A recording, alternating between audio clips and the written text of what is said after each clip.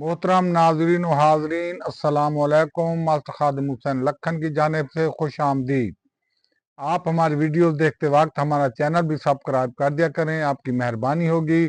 ہمارا آج کا عنوان ہے انبیاء کرام۔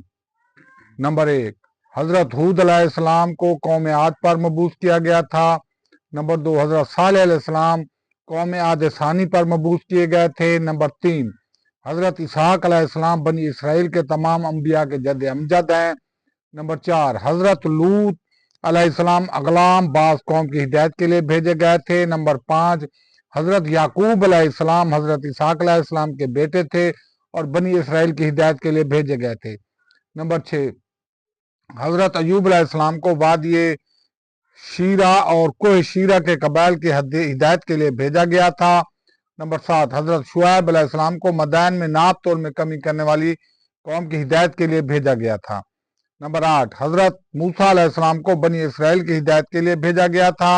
نمبر 9، حضرت طالوت علیہ السلام بنی اسرائیل کے پہلے بادشاہ بھی تھے اور پیغمبر بھی تھے۔ نمبر 10، حضرت داؤد علیہ السلام بادشاہ بھی تھے اور پیغمبر بھی تھے۔ نمبر 11، حضرت عیسیٰ علیہ السلام واحد پیغمبر ہیں جنہیں بچپن ہی میں نبوت سے سرفراز کیا گیا تھا۔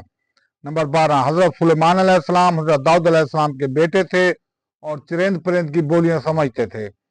نمبر 13، حضرت محمد مصطفیٰ صلی اللہ علیہ وآلہ وسلم رحمت للعالمین ہیں، ہادی برحق ہیں اور مالک حوض کوثر ہیں۔